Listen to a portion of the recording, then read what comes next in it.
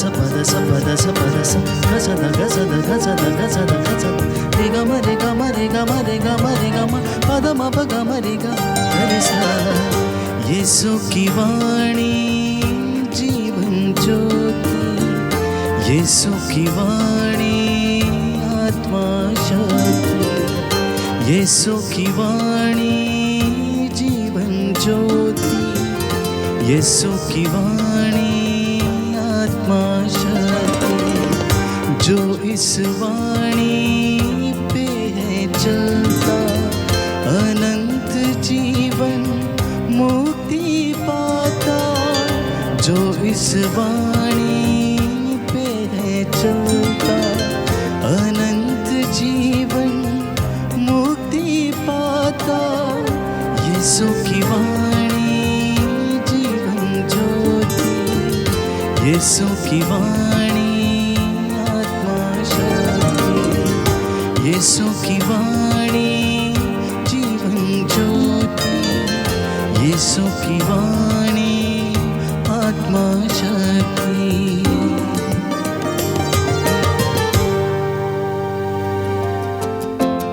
पहला पाठ संत योहन का पहला पत्र। आत्मा, जल और रक्त। कौन संसार पर विजय है? केवल वही जो यह विश्वास करता है कि यीशु ईश्वर के पुत्र है। यीशु मसीह जल और रक्त से आए हैं, ना केवल जल से बल्कि जल और रक्त से। आत्मा इसके विषय में साक्ष्य देता है क्योंकि आत्मा सच्चाई है। इस प्रकार ये तीन साक्ष्य देते हैं, आत्मा, जल और रक्त, और तीनों एक ही बात कहते हैं।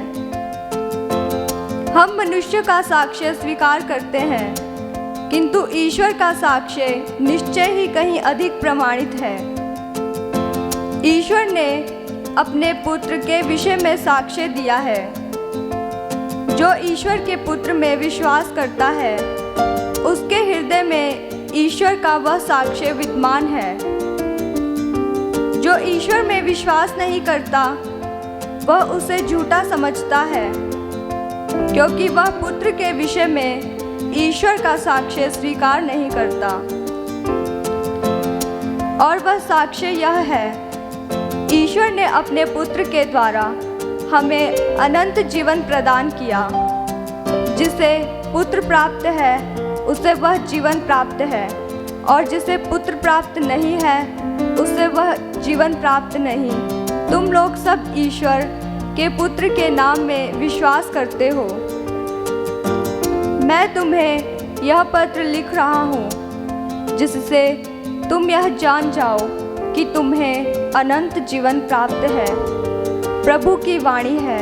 ईश्वर को धन्यवाद। प्रभु आप लोगों के साथ हो और आपकी आत्मा के साथ। संत लूकस के अनुसार पवित्र सुसमाचार। हे प्रभु तेरी महिमा हो। किसी नगर में यीशु के पास एक मनुष्य आया जिसका शरीर कोढ़ से भरा हुआ था। वह यीशु को देखकर मुंह के बल गिर पड़ा और विनय करते हुए यह बोला, प्रभु आप चाहें तो मुझे शुद्ध कर सकते हैं। यीशु ने हाथ बढ़ाकर यह कहते हुए उसका स्पर्श किया, मैं यही चाहता हूं, शुद्ध हो जाओ। उसी क्षण उसका कोढ़ दूर हो गया। यीशु ने उसे किसी से कुछ ना कहने का आदेश दिया और कहा, जाकर अपने को याजक को दिखाओ और अपने शुद्धिकरण के लिए मूसा द्वारा निर्धारित भेंट चढ़ाओ, जिससे कि तुम्हारा स्वास्थ्य लाभ प्रमाणित हो जाए। यीशु की ख्याति बढ़ती जा रही थी। भीड़ की भीड़ उनका उपदेश सुनने के लिए और अपने रोगों से छुटकारा पाने के लिए उनके पास आती थी, परंतु वह अलग जाकर एकांत स्थानों में प्रार्थना किया करते थे। प्रभु का सुसमाचार है, हे क्रिस्त तेरी स्तुति हो।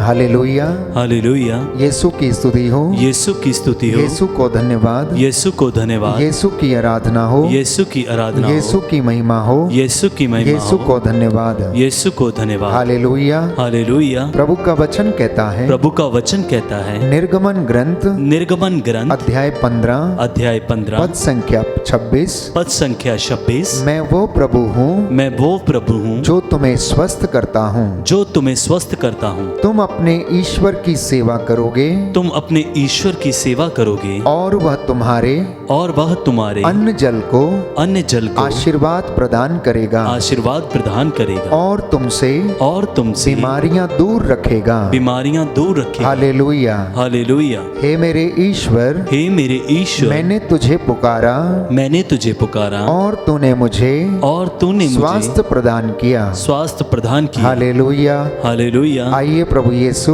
आइए प्रभु यीशु, मुझे शुद्ध कीजिए, मुझे शुद्ध कीजिए। अपने वचन के द्वारा, अपने वचन के मुझे द्वारा चंगा कीजिए, मुझे चंगा कीजिए। हालेलुया। हालेलुया। प्रियजनों, आज के पहले पाठ में हमने सुना संत यूहन्ना के पहले पत्र से अध्याय 5 पद संख्या 5 से लेकर 13 तक कि कौन इस संसार पर विजयी हुआ है। केवल वही जो ये विश्वास करता है कि ईसा ईश्वर के पुत्र हैं। यीशु मसीह जल और रक्त से आए, वो ना केवल जल से बल्कि जल और रक्त दोनों से। आत्मा इसके विषय में साक्ष्य देता है, बाइबल हमें बताती है, क्योंकि आत्मा सच्चाई है। तो इस प्रकार ये तीन साक्ष्य देते हैं, आत्मा, जल और रक्त, तीनों एक ही बात कहते हैं। तो हम मनुष्यों का साक्ष्य स्वीकार करते हैं, किंतु ईश्वर का साक्ष्य निश्चय ही कहीं अधिक प्रमाणित है, क्योंकि ईश्वर ने अपने पुत्र के विषय में स्वयं साक्ष्य दिया। जब उनका बपतिस्मा हो रहा था, स्वर्ग द्वार खुल गया, आत्मा कपोत के रूप में उतरा और उनके ऊपर आकर बैठ गया और प्रभु की वाणी सुनाई पड़ी, यह मेरा प्रिय पुत्र है, मैं इससे अत्यंत प्रसन्न हूं, तुम इसकी सुनो। तो ईश्वर ने अपने पुत्र के विषय में स्वयं साक्ष्य दिया। तो पुत्र के द्वारा हमें अनंत जीवन प्राप्त होता है। जिसे पुत्र प्राप्त है, वचन कहता है, उसे वह जीवन भी प्राप्त है जो अनंत है, और जिसे पुत्र प्राप्त नहीं है, उसे वह जीवन भी प्राप्त नहीं है। इसलिए प्रियजनों, आज के वचन में बाइबल हमें बताती है कि मुझे और आपको ईसा मसीह के नाम पर बपतिस्मा लेना अनिवार्य है। और यह बपतिस्मा केवल नाम मात्र के लिए नहीं, परंतु हमें हर दिन अपने पापों का त्याग करते हुए प्रभु का बपतिस्मा लेने की आवश्यकता है। बपतिस्मा लेने का अर्थ क्या है? अर्थ यह है कि जब हम बपतिस्मा लेते हैं तो हम पुनः नए बन जाते हैं। हमारे जितने भी पाप हैं वो मिट जाते हैं और प्रभु की संतान कहलाने के योग्य हम बन जाते हैं। आज के सुसमाचार में हमने सुना कि प्रभु एक कोढ़ी को स्वास्थ्य लाभ देते हैं, एक कोढ़ी को प्रभु चंगा करता है। एक कोढ़ी किसी नगर में यीशु के पास आया, जिसका शरीर पूरा कोढ़ से भरा हुआ था। वो यीशु को देखकर मुंह के बल गिर पड़ा और कहने लगा, यदि आप चाहें तो मुझे शुद्ध कर सकते हैं। मैं समझता हूं कि इस कोढ़ी ने यीशु के विषय में सुना होगा, उनकी चंगाई के चर्चे और चिन्ह चमत्कारों के विषय में इस कोढ़ी ने सुना होगा। ना जाने कितने लंबे समय से वो राह देख रहा था कि किस दिन उसकी मुलाकात यीशु से हो जाएगी और वो उनसे कहेगा यदि आप चाहें तो मुझे शुद्ध कर सकते हैं। जब ये मनुष्य इस बात को कहता है कि यदि आप चाहें तो मुझे शुद्ध कर सकते हैं, तो इन बातों के पीछे जो भाव छिपा है वो ये है कि वो अपने आप को इस लायक नहीं समझता है कि वो अपनी चंगाई के लिए गुहार लगा सके। शायद उसके मन में अपराध बोध रहा होगा, इसलिए वो ईसा से इस तरह से कहता है, यदि आप चाहें तो मुझे शुद्ध कर सकते हैं। आपकी एक नजर करम अगर मेरे ऊपर हो जाए तो मैं शुद्ध हो जाऊंगा। ये उसे विश्वास था। ईसा जो प्रेम से परिपूर्ण थे, दया से परिपूर्ण थे, सहज ही द्रवित हो जाते थे, उन्होंने उसकी दशा को देखा और उनसे कहा, मैं यही चाहता हूं कि तुम शुद्ध हो जाओ, मैं यही चाहता हूं कि तुम शुद्ध हो जाओ। उसी क्षण वचन कहता है कि उसका कोढ़ दूर हो गया। तो ईसा ने उसको किसी से कुछ नहीं कहने का आदेश दिया और कहा कि जाओ और अपने आप को याजकों को दिखाओ, जिससे कि तुम्हारा स्वास्थ्य लाभ प्रमाणित हो जाए। क्योंकि कोढ़ियों को बस्ती में रहने की इजाजत नहीं थी, उन्हें बस्ती के बाहर रहना था, वो भीड़ में नहीं आ जा सकते थे।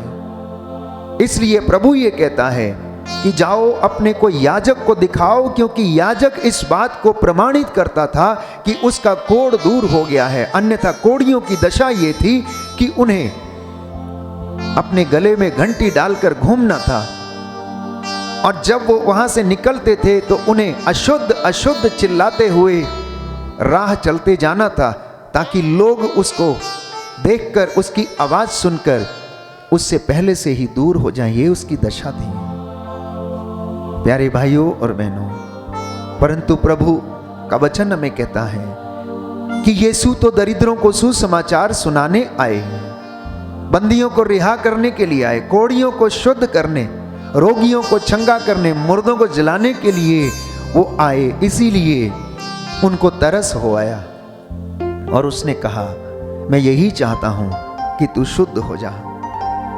प्यारे भाइयों और बहनों, यीशु की ख्याति दूर दूर तक बढ़ती जा रही थी। लोग उनका उपदेश सुनने के लिए भीड़ की भीड़ एकत्र हो जाया करती थी, और लोग संध्या समय अपने सभी रोगियों को ईसा के पास लाते और उन पर हाथ रखते थे और वो रोगी चंगे हो जाते थे।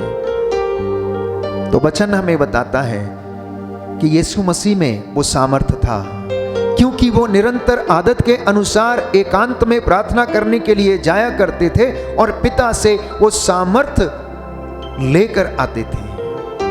उनके तार पिता ईश्वर से जुड़े हुए थे। मन, आत्मा और हृदय के तार ईश्वर के साथ जुड़े हुए थे, इसलिए वो आत्मा से परिपूर्ण थे। पवित्र आत्मा उनके अंदर निवास करता था और उसी सामर्थ्य से वो रोगियों को चंगा करते, मुर्दों को जिलाते, कोढ़ियों को शुद्ध करते, पापियों को क्षमा देते थे। बाइबल हमें बताती है कि परमेश्वर के लिए कुछ भी असंभव नहीं है। स्तोत्रकार कहता है अध्याय 41 पद संख्या 4 और 5 में कि प्रभु उसे रोग शैया पर सांत्वना देता और उसका बिस्तर बदलता है।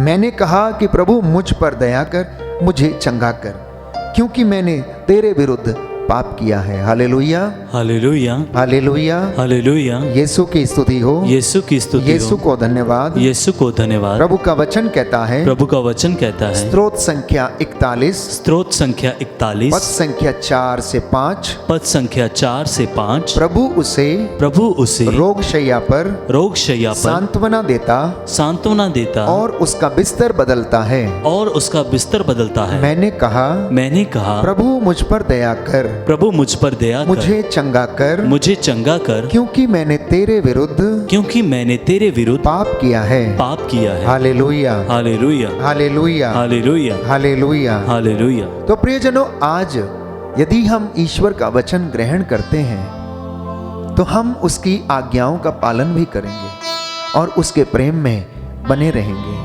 हम लोगों में से जितने भी लोग बीमार हैं, प्रभु से कहें, प्रभु आप चाहें तो मुझे चंगा कर सकते हैं। प्रभु यदि आप चाहें तो आपकी महिमा मेरे जीवन में प्रकट हो जाए। प्रभु यदि आप चाहें तो मेरे घर को ब्लेस कर दीजिए। प्रभु यदि आप चाहें तो मैं चलूं फिरूं। प्रभु यदि आप चाहें तो मैं आपकी महिमा के लिए कार्य कर सकूं, क्योंकि मैं तो एक अयोग्य मनुष्य हूं जो इस लायक नहीं कि तेरी हजूरी में आऊं, लेकिन फिर भी तेरी दया मुझ पर प्रदर्शित कर, जिससे कि मैं तेरे चरणों में बैठकर तेरी आराधना कर सकूं। प्रियजनों, आप लोगों में से जितने भी लोग बीमार हैं, आइए प्रार्थना करें और प्रभु से कहें कि प्रभु मैंने पाप किया है, मुझ पर दया कर।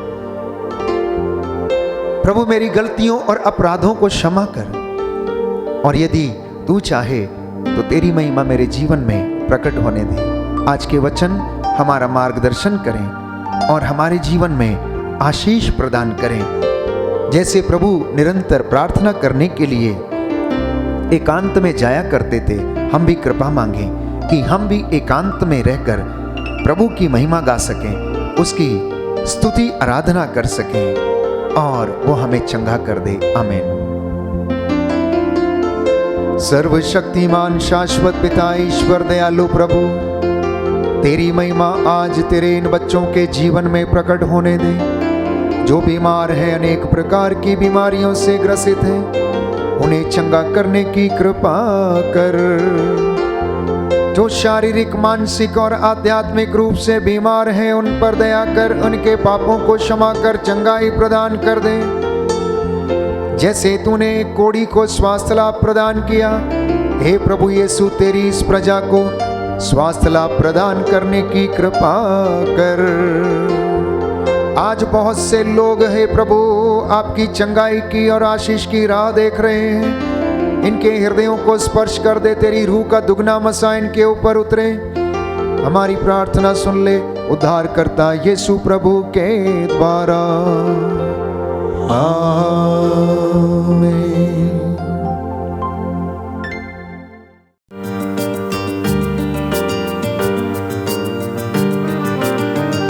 यीशु की वाणी